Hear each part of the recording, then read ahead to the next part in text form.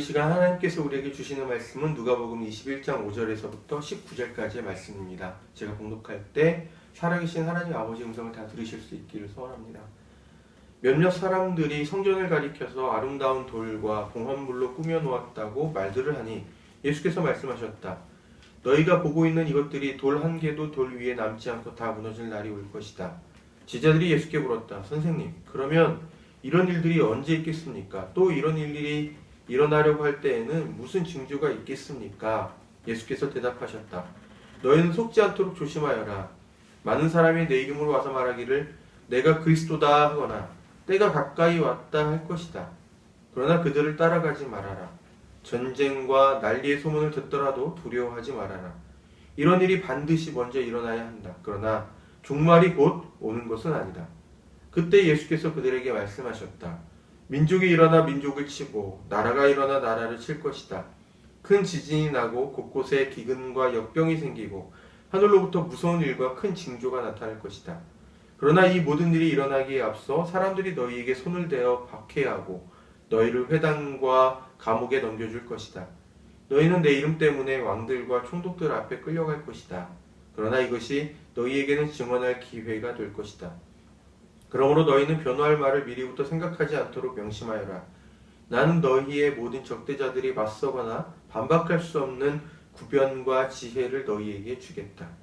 너희의 부모와 형제와 친척과 친구들까지도 너희를 넘겨줄 것이요 너희 가운데서 더러는 죽일 것이다.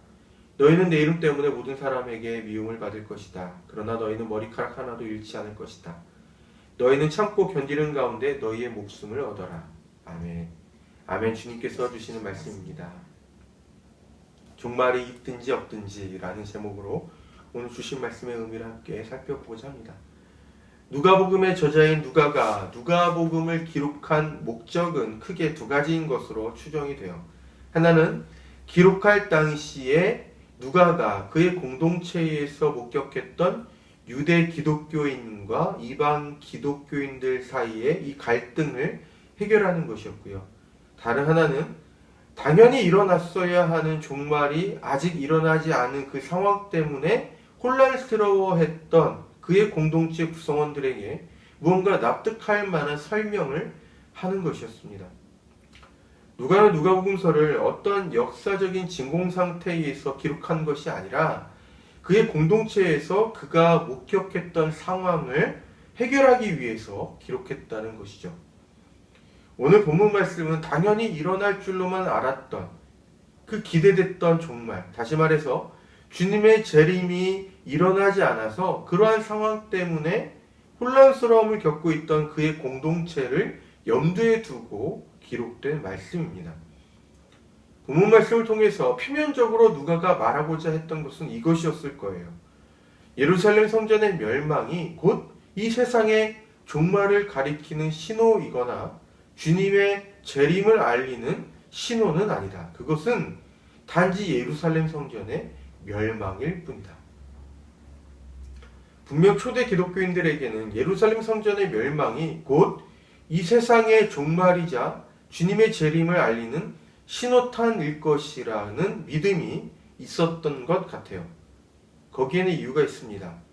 예루살렘 성전을 하나님의 집으로 여겨왔던 이 유대인들에게 있어서는 하나님의 집인 예루살렘, 그 성전이 멸망한다라는 것이 곧 이 세상의 종말과 다르지 않았기 때문에 그래요. 온 우주의 주관자이신 하나님께서 계시는 집이 무너진다라는 것은 역사의 끝에서나 있을 법한 일로서 저들에게 여겨졌다는 말입니다. 그리고 실제로 유대 로마 전쟁이 있었던 66년부터 73년까지의 이 7년이라는 기간은 그 전쟁의 한복판에 있던 유대 사람들이 세상이 곧 끝나버릴 것 같은 종말론적인 분위기를 느끼기에 충분했어요. 전쟁 때문에 죽은 사람들의 피 비린내가 곳곳에서 진동을 하고 유가족들의 곡소리가 온 세상 천지에서 들려오고 점령한 로마 군인들에게 힘없이 유린당하고 오랜 전쟁 탓에 마을은 폐허가 되고 일상의 삶은 무너졌으니 그 7년 동안 전쟁의 한가운데 있던 사람들은 자신들이 종말의 입구에 다다랐다고 충분히 느꼈을 것입니다. 그리고 마침내 예루살렘 성전이 불타서 무너지는 광경을 보았을 때에는 마침내 세상의 끝이 왔다라고 생각을 했겠죠. 본문 말씀의 몇몇 구절들은 이러한 종말의 분위기를 충분히 연상시킬 만한 구절들입니다. 대표적으로 9절에 전쟁과 난리의 소문이 들린다거나 10절에서 민족이 일어나 민족을 치고 나라가 일어나 나라를 친다라는 것, 그리고 큰 지진이 나고 곳곳에 기근과 역병이 생기고 하늘로부터 무서운 일과 큰 징조가 나타날 것이라던 11절의 구절들이 그러한 것들이라고 말할 수가 있습니다. 9절과 10절은 전쟁이 일어나기 직전의 상황들, 이를테면 로마인과 유대인 사이의 이 종교적인 분쟁과 로마에 대한 무력 항쟁의 분위기를 가리킨다라고 말할 수 있어요. 하지만 11절의 내용은 실제적인 역사적인 사건들과 연결할 수 있었던 이 9절과 10절의 내용들과는 다르게 상징적인 표현들, 묵시적인 표현들이라고 말할 수 있습니다. 쉽게 말해서 11절의 내용처럼 실제로 큰 지진이 일어나고 곳곳에 기근과 역병이 생기고 하늘로부터 무서운 일과 큰 징조가 나타난다라는 것이 아니라 이러한 표현들이 당시 유대인들에게는 종말을 연상시키는 익숙한 상징적인 표현이었다라는 거예요. 당시 유대 역사가인 요세푸스도 예루살렘 함락에 관해서 기록할 때에 사람들이 11절과 같은 징조들이 있었다라고 믿었다라고 기록하는데, 이것을 보면 당시 사람들이 예루살렘 성전의 멸망을 종말의 도래를 알리는 사건으로 받아들였다라는 것을 우리가 확인할 수가 있다는 것이죠. 하지만 누가는 예수님의 말씀을 빌어서 이렇게 기록하였습니다. 그러나 종말이 곧 오는 것은 아니다. 이스라엘 전역에 전쟁의 분위기가 감돌고 곳곳에서 무장투쟁이 일어나고 급기야 예루살렘 성전이 무너진다고 하더라도 그것이 종말의 도래는 아니라는 말입니다. 누가는 지금 예루살렘 성전이 불타서 무너지는 것을 종말의 도래로 철석같이 믿었지만 종말이 일어나지 않은 상황을 어떻게 받아들여야 하는 것인지 혼란스러워하던 이 당시 누가의 공동체에게 말하고 있어요. 예루살렘 성전이 무너졌다고 하더라도 그것이 종말의 도래를 가리키는 것은 아니다라고 말하는 것이죠. 그러니 고대하던 주님의 재림이 이때에 일어나지 않는다고 해서 실망한 채로 있다거나 아니면 기독교인으로서의 삶을 지속할 의미가 더 이상 없다는 식으로 지금의 상황을 받아들일 필요는 없다는 것입니다. 누가는 마치 금방이라도 종말이 올 것 마냥 이 세상의 일들이 흘러가는 것처럼 보이고, 그리고 종말이 임박했다라는 것을 증명이라도 하듯이 기독교인들을 향한 박해가 아주 극심하다고 하더라도 기독교인으로서의 정체성을 지켜야 한다라고 생각했던 것 같아요. 이러한 그의 생각은 12절부터 19절에 걸쳐서 그가 기록한 예수님의 말씀에서 읽어낼 수가 있습니다.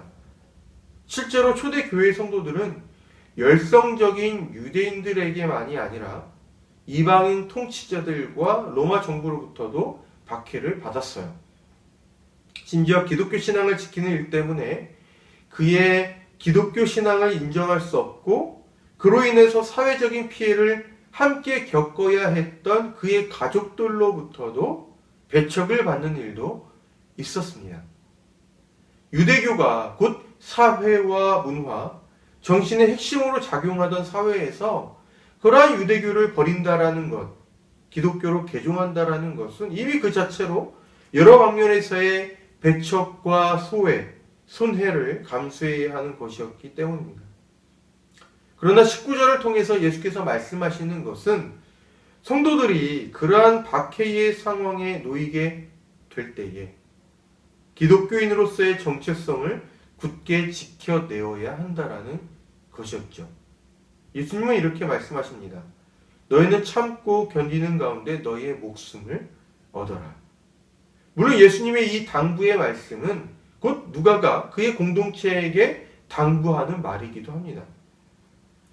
오늘 본문 말씀은 예루살렘 성전의 멸망을 종말의 도래를 알리는 사건으로서 인식하고 그때까지 온갖 박해 속에서도 신앙을 굳게 지켜왔던 기독교인들이 그들이 기다리던 종말이 아직 오지 않았고 그로 인해서 그들의 박해받는 상황 역시도 전혀 변하지 않았던 바로 그 시대를 살면서 그럼에도 불구하고 기독교인으로서의 정체성을 지키면서 살 것을 말씀해 주었어요.